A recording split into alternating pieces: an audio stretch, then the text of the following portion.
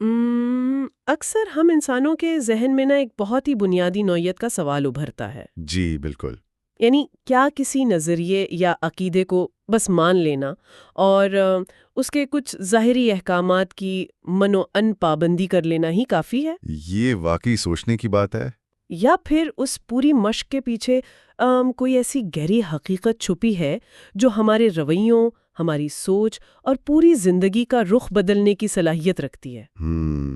اصل سوال یہی ہے۔ تو آج کے اس تفصیلی جائزے میں ہم اسی سوال کی گہرائی میں اترنے کی کوشش کریں گے، اور اس کے لیے ہمارے پاس جو ماخذ ہے وہ بہت دلچسپ ہے۔ بالکل۔ ہمارے سامنے محمد فاروق راشد کی ایک انتہائی فکر انگیز اور تجزیاتی تحریر ہے۔ وہ اسلامی تاریخ کے طالب علم ہیں اور معلم اردو بھی ہیں۔ جی، ان کی تحریر کا عنوان بہت جامع ہے۔ محبت اور انصاف، ایمان کا ثمر۔ صحیح۔ تو ہمارا آج کا مشن یہ ہے کہ ہم سننے والوں کے سامنے یہ کھوج لگائیں کہ حقیقی ایمان کی پہچان محض ایک چیک لسٹ پر ٹک لگانے تک محدود نہیں ہے۔ بالکل نہیں، بلکہ اس کا اصل نتیجہ یا اس کا پھل محبت اور انصاف کی صورت میں نکلنا چاہیے۔ میں یہ سوچ رہی تھی کہ آج کے اس شور و غل والے دور میں اس موضوع کی اتنی زیادہ اہمیت کیوں ہے؟ دیکھیں، اس موضوع کی اہمیت آج کے دور میں کئی گنا بڑھ چکی ہے۔ اصل میں ہم ایک ایسی دنیا کا حصہ ہیں جہاں معلومات کا بے پناہ سیلاب ہے۔ ہاں، معلومات تو ہر طرف بکھری پڑی ہیں۔ لیکن اس شور میں وہ بنیادی اصول کہیں دب گئے ہیں جو دراصل معاشرے کو جوڑے رکھتے ہیں۔ سچ کہا۔ مصنف نے اس تحریر میں بہت خوبصورتی سے خول اور مغز کی بحث چھیڑی ہے۔ خول اور مغز یعنی ظاہری شکل اور اندر کی روح؟ بالکل۔ جب انسان صرف خول یعنی ظاہری شکل و صورت پر توجہ دیتا ہے اور مغز یعنی اصل روح کو بھول جاتا ہے تو اس کے نتیجے میں معاشرتی سطح پر ایک عجیب سا بگاڑ پیدا ہوتا ہے۔ یہ تحریر دراصل ہمیں یہ سوچنے کی دعوت دیتی ہے کہ ہمارے اعمال کی بنیاد کیا ہے اور ہم بحیثیت مجموعی کس سمت میں سفر کر رہے ہیں۔ خول اور مغز کی یہ مثال تو بڑی اہم ہے۔ میں سوچ رہی تھی کہ اگر ہم اس مغز کو نکال دیں تو پیچھے جو چیز بچتی ہے، یعنی صرف احکامات کی پابندی، اس کا اصل نقصان کیا ہے؟ یہ ایک بہت اہم پہلو ہے۔ عام طور پر ایمان کی جو تعریف کی جاتی ہے اس میں 3 بنیادی جز بتائے جاتے ہیں۔ جی ہاں۔ دل سے کسی سچائی کو تسلیم کرنا، زبان سے اس کا اقرار کرنا اور پھر اپنے عمل سے اس کا ثبوت دینا۔ بالکل، یہ بظاہر ایک مکمل ضابطہ لگتا ہے۔ لیکن مصنف متنبع کرتے ہیں کہ جب اس ضابطے کو صرف اور صرف حکم ماننے تک محدود کر دیا جائے تو ایک بہت بڑا خطرہ پیدا ہوتا ہے۔ اور وہ خطرہ کیا ہے یہ سمجھنا بہت ضروری ہے۔ جی، وہی میں پوچھنا چاہ رہی تھی کہ انسان کے نفسیات پر اس کا کیا اثر پڑتا ہے؟ اس خطرے کو سمجھنے کے لیے ہمیں انسانی نفسیات اور رویوں کا بغور جائزہ لینا پڑے گا۔ جب بات صرف اطاعت یا بس حکم ماننے تک محدود رہ جاتی ہے تو یہ ایک انتہائی خشک اور بے روح عمل بن جاتا ہے۔ ایک روبوٹ کی طرح؟ بالکل، ایک روبوٹ کی طرح۔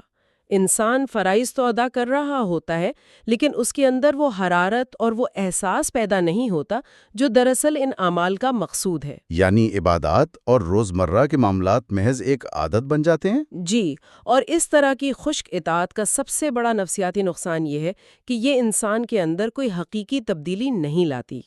یہ تو بہت گہری بات ہے۔ بعض اوقات تو یہ انسان کو ایک عجیب سی سختی، جمود اور خود پسندی کا شکار کر دیتی ہے۔ خود پسندی کیسے؟ وہ ایسے کہ انسان سمجھنے لگتا ہے کہ چونکہ وہ تمام احکامات کی پابندی کر رہا ہے تو بس وہ دوسروں سے برتر ہے۔ اوہ اچھا۔ یہ وہ خول ہے جس کے اندر کوئی جان نہیں ہوتی اور یہ خول انسان کو ہمدردی سے دور کر دیتا ہے۔ بالکل ایسے ہی ہے جیسے بغیر روح کے ایک جسم۔ جی بالکل، درست تشبیہ دی آپ نے۔ لیکن اگر ہم ایک عام انسان کے نقطہ نظر سے سوچیں تو ایک سوال ذہن میں ابھرتا ہے۔ وہ کیا؟ عام طور پر یہی سمجھا جاتا ہے کہ اگر کوئی شخص قانون کی پابندی کر رہا ہے، سارے اصول ضوابط مان رہا ہے تو وہ ایک اچھا شہری یا ایک اچھا انسان ہے۔ یہ بات عام طور پر سمجھی تو جاتی ہے۔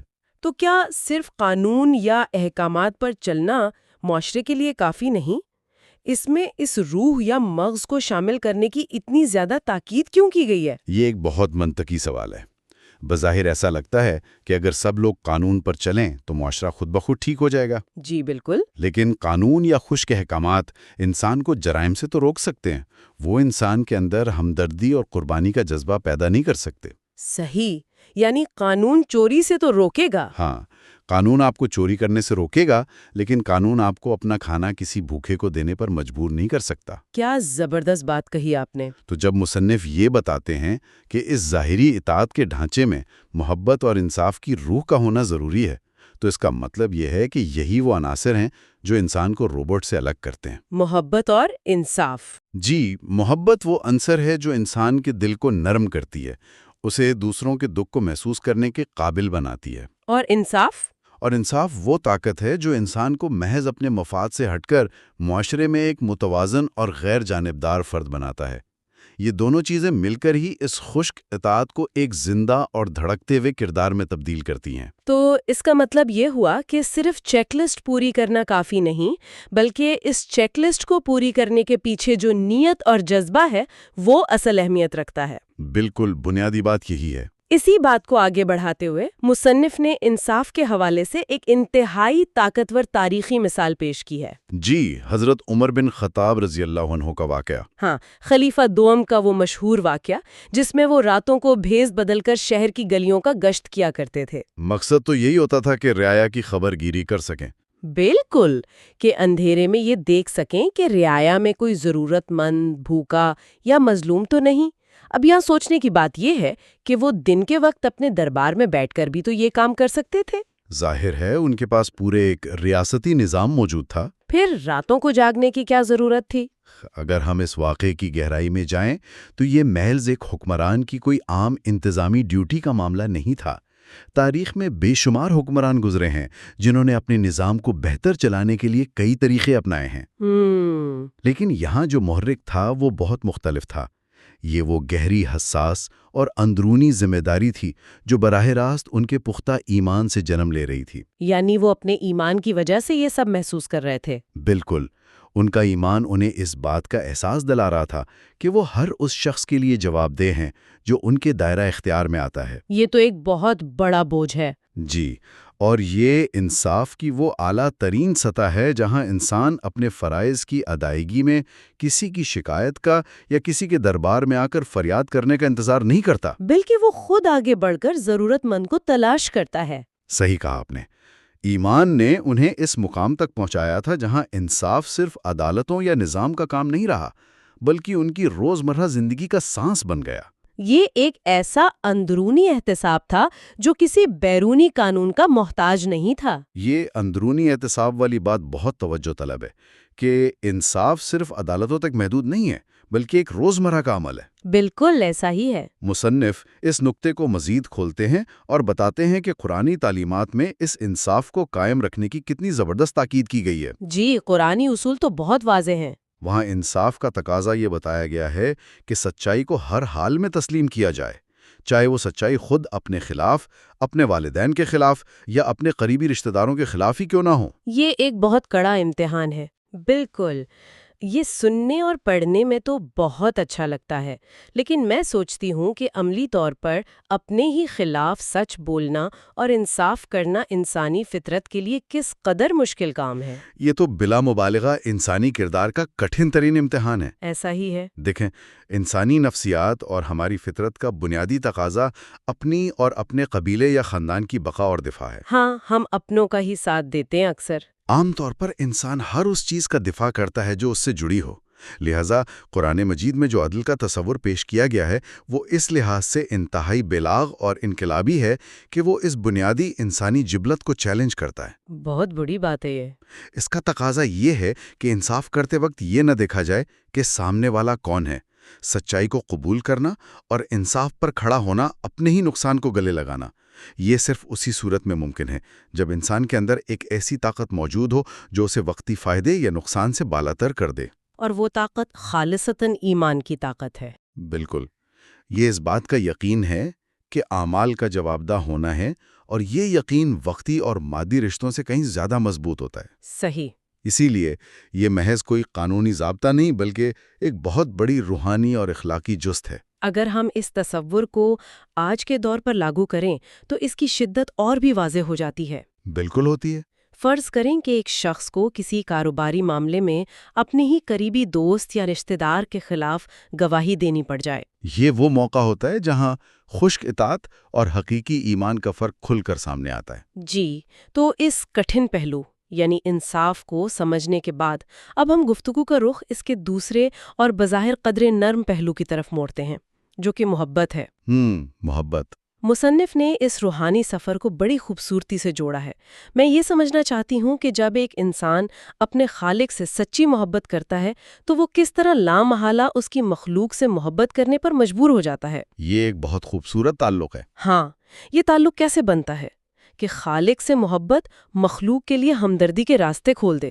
اس تعلق کو سمجھنے کے لیے ہمیں تصوف کے ایک بہت ہی بنیادی اور گہرے اصول کی طرف جانا ہوگا۔ مصنف نے یہاں معروف صوفی بزرگ مولانا جلال الدین رومی کی تعلیمات کا حوالہ دیا ہے۔ رومی کا فلسفہ تو ہمیشہ سے ہی بہت متاثر کن رہا ہے۔ جی، رومی کا فلسفہ اس بحث میں انتہائی اہمیت رکھتا ہے۔ ان کے نزدیک ایمان کا اصل اور حتمی مقصد انسان کے دل کو وسعت دینا ہے۔ دل کو وسعت دینا یعنی تنگ دلی سے نکلنا۔ بالکل، ایک تنگ دل جس میں صرف اپنی ذات، اپنے مفادات اور اپنی خواہشات کا بسیرا ہو، وہ حقیقی ایمان کا مسکن نہیں بن سکتا۔ صحیح۔ ایمان کا کام انسان کے اندر موجود خود غرضی کی ان اونچی دیواروں کو گرانا ہے۔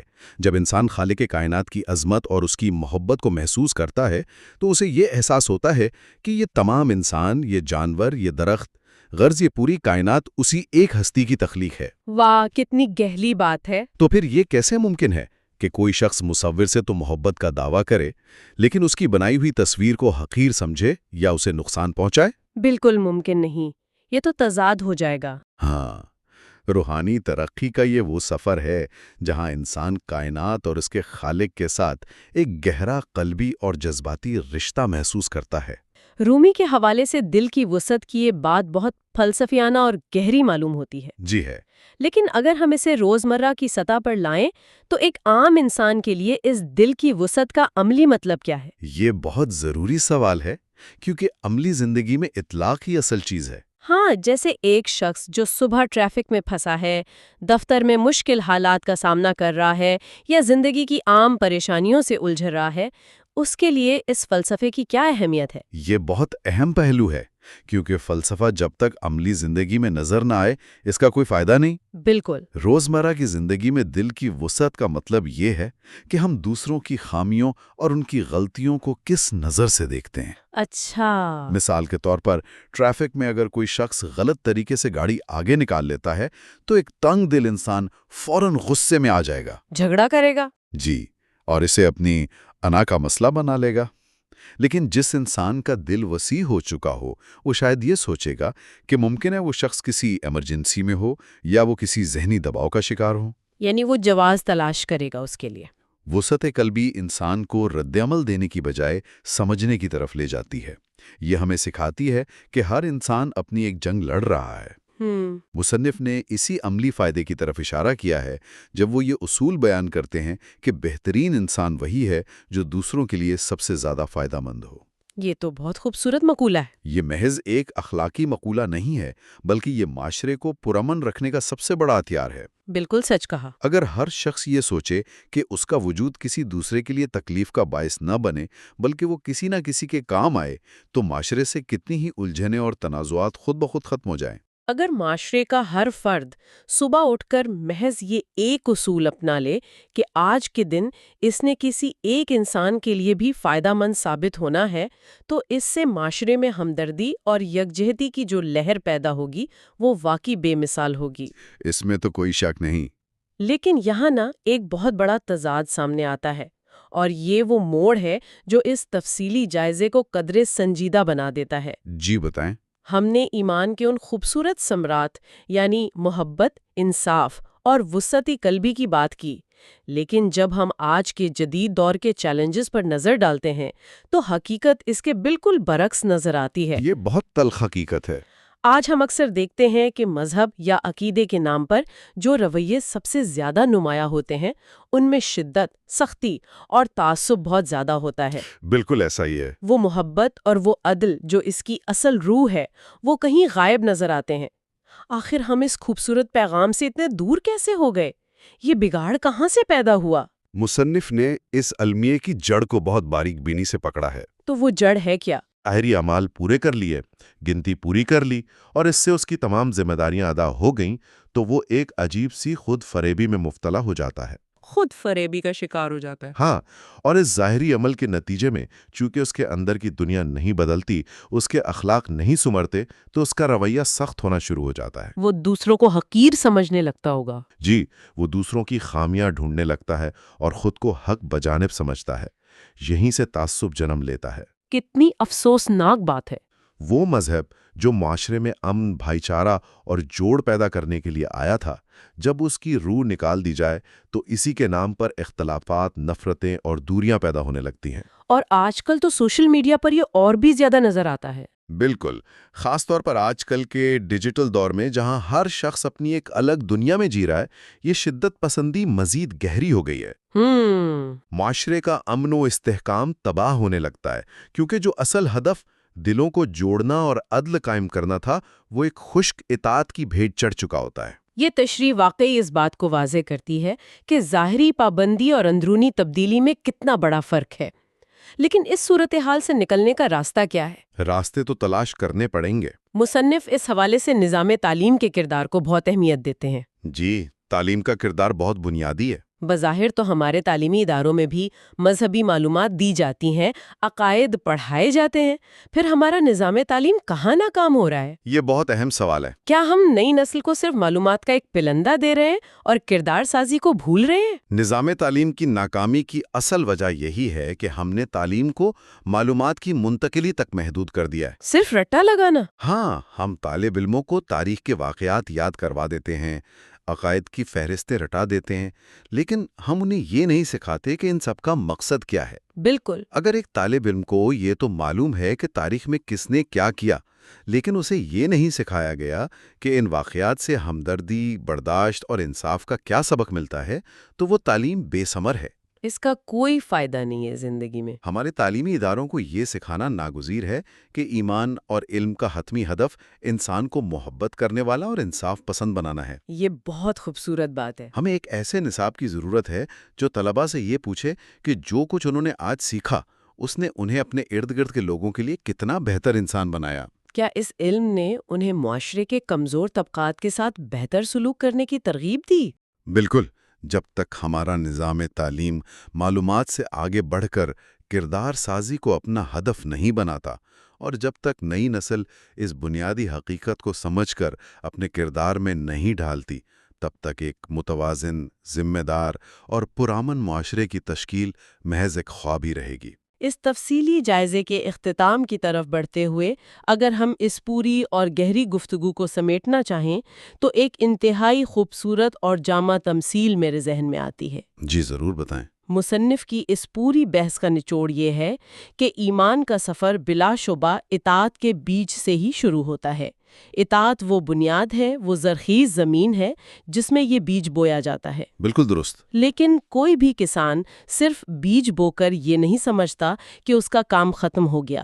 اصل محنت تو اس کے بعد شروع ہوتی ہے۔ ہاں، اس کی دیکھ بھال کرنی پڑتی ہے۔ جب اس اطاعت کے پودے کو اخلاص، لگن اور سچی نیت کے پانی سے سینچا جاتا ہے، جب جھوٹی انا اور دکھاوے کی جڑی بوٹیوں سے اس کی حفاظت کی جاتی ہے، تو وہ ایک تناور درخت بن جاتا ہے۔ اور پھر اس کے پھل کی باری آتی ہے۔ جی، اور پھر اس درخت پر جو پھل لگتے ہیں وہ رحم دلی، محبت اور انصاف کے پھل ہیں۔ واہ! یہی وہ حتمی خوبیاں ہیں جو کسی بھی انسان کو نہ صرف ایک پختہ کردار کا مالک بناتی ہیں بلکہ اسے انسانیت کے اعلیٰ ترین درجے پر فائز کر کے ایک بہترین اور نفع بخش انسان بناتی ہیں۔ اس میں اضافہ کرتے ہوئے یہ واضح کرنا ضروری ہے کہ ہم نے جن اصولوں پر بات کی ہے، یہ محبت، یہ بے لاگ انصاف، یہ روح کی بالادستی، یہ صرف کتابوں میں لکھی ہوئی دلکش باتیں یا کوئی پرانا فلسفہ نہیں ہے۔ جی بالکل، یہ عملی باتیں ہیں۔ یہ ہر انسان کی ذاتی اور نفسیاتی زندگی کو اندر سے پرسکون بنانے اور اس کے ارد گرد کے معاشرتی ماحول کو بہتر اور خوشگوار بنانے کا ایک انتہائی عملی اور آزمودہ نسخہ ہے، جس کی ہمیں آج بہت ضرورت ہے۔ جو معاشرہ ان اصولوں پر کھڑا ہوتا ہے وہ کبھی اندرونی خلشار کا شکار نہیں ہوتا۔ اگر کوئی بھی شخص یا کوئی بھی معاشرہ اپنی زندگی میں حقیقی سکون اور پائیدار ترقی چاہتا ہے تو اسے انہی بنیادی خصلتوں کی طرف لوٹنا ہوگا۔ تو آج کی یہ گفتگو یقیناً ایک آئینہ ہے جس میں ہم اپنے انفرادی اور اجتماعی رویوں کا عکس دیکھ سکتے ہیں۔ محمد فاروق راشد کی اس تحریر نے ظاہری خول سے نکل کر ایمان اور انسانیت کی اصل روح تک پہنچنے کا ایک واضح راستہ دکھایا ہے۔ اور اس سے پہلے کہ ہم آج کے اس علمی اور فکری سفر کو اختتام تک پہنچائیں، میں ایک ایسا سوال چھوڑنا چاہوں گا جو اس تمام تر گفتگو کی روشنی میں ابھرتا ہے۔ جی ضرور۔ یہ ایک ایسی سوچ ہے جس پر سب کو تنہائی میں غور کرنا چاہیے۔ اگر سچے ایمان اور سچی اطاعت کا حتمی ثمر معاشرے میں محبت، برداشت اور انصاف کا بول بالا ہی ہے، تو کیا یہ ممکن ہے کہ دور حاضر میں ظاہری اور رسمی عبادات پر ہمارا حد سے زیادہ اصرار دراصل ہمیں ان حقیقی ثمرات سے دور کر رہا ہو؟ کیا ہمیں اپنے انفرادی اور اجتماعی رویوں کا اس کڑے پیمانے پر دوبارہ جائزہ لینے کی ضرورت نہیں کہ ہمارے روزمرہ کے اعمال حقیقت میں معاشرے کے لیے کون سا پھل دے رہے ہیں؟ کیا وہ پھل محبت کا ہے یا وہ مزید دوریاں پیدا کر رہا ہے؟